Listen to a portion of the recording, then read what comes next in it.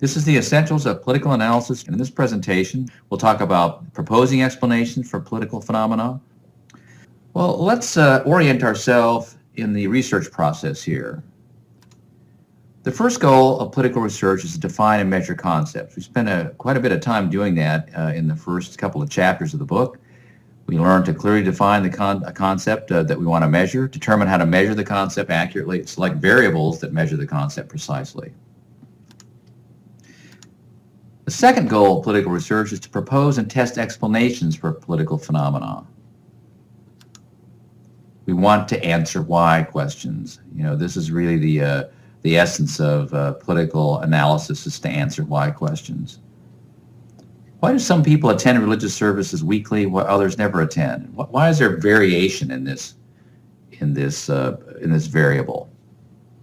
It's a kind of question that invites a causal explanation. I've often wondered, why do some students prefer to sit at the back of the class, others prefer to sit in the front?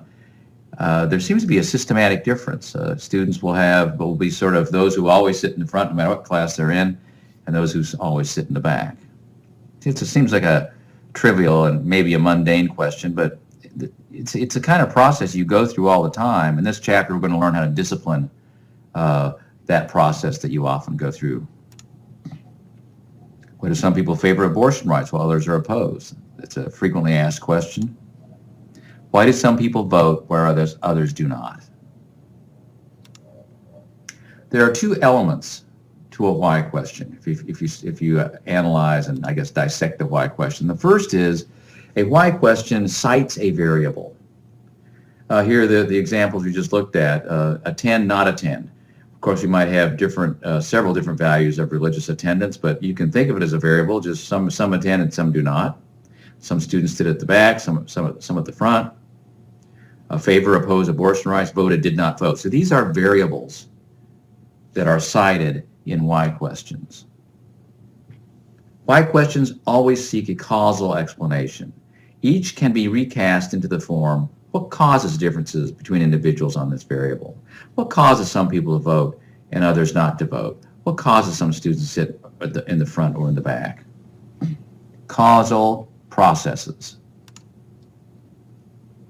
Now here's a distinction that's important and it may be familiar to you. In the context of a causal explanation, the dependent variable represents the effect.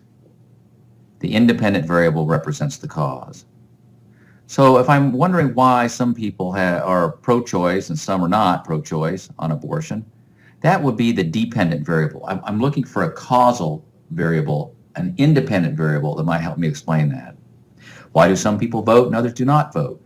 In that context, the voting and not voting, that behavior, that variable is the dependent variable. And the independent variable would be the cause that I come up with that would plausibly be connected to voting and non-voting. Like, for example, if I think that educational attainment causes people to vote, then education is the independent variable and turnout is the dependent variable. Now, when we think up explanations for something we're interested in, there are certain features of an acceptable explanation, and of course the opposite of those features would be an unacceptable explanation. An acceptable explanation describes, really in some detail, a connection between the dependent variable and the independent causal variable. To go back to the education and turnout example, I couldn't just assert that education causes turnout. I would have to get into that linkage and expose all the connections that I think go on between one variable, the causal variable, educational attainment, and the other variable, which is turnout. So you describe a connection. An acceptable explanation asserts the direction or tendency of the connection. That means I don't just say that education and turnout are related. I say that as education increases, turnout goes up. So I have a clear idea in the explanation of what direction the causation is running. And an acceptable explanation is testable. In fact, it might foster several testable ideas A good explanation can be very fruitful in that way. A good explanation does not have to be correct. I know I've emphasized this before, but it needs to be testable to find out if it's correct. And a good explanation always requires some thinking and some writing. Now here's the example in the book, and this is what I mean by this is a long paragraph that describes a theoretical connection between partisanship, independent variable, and gun control opinions, dependent variable. When people enter early adulthood, they often have only basic orientations toward politics. Partisanship is one of these orientations. In much the same way that children adopt the religious denomination of their parents, children tend to adopt the party loyalties of their parents. A person who is raised in a Democratic household is likely to identify with the Democrats, whereas a person raised in a Republican household is likely to identify with Republicans. These partisan orientations may be basic, but they become useful later in life when people are deciding their positions on important political issues.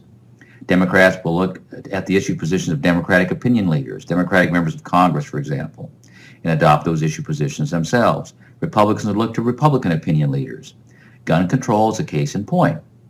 Gun control is one issue that divides Democratic and Republican opinion leaders. Democratic opinion leaders from the presidential and congressional levels to state and local governments have advocated stricter measures on guns. Republicans have opposed new gun control measures. The opinions of ordinary citizens have followed this lead. Therefore, Democrats would be more likely than Republicans to favor gun control. Well, that's a lot of talking and writing, but that's the essence of it. I mean, think of all the hypothetical connections that are proposed in this explanation. One thing about this explanation is I don't have any idea if it's correct.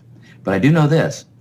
All of the connections proposed in this explanation are testable to find out if they're correct. That's the key. What makes this a good explanation? Let's review and look at it. 1, it describes a connection between the dependent variable, gun control opinions, and an independent variable, partisanship. Differences in gun control opinions depend on differences in partisanship. 2, it asserts the direction or tendency of this difference. Democrats will be more likely than Republicans to favor regulation of gun ownership. And 3, it is testable. If we find that Democrats and Republicans do not differ in their gun opinions, then we can seriously question or discard the explanation.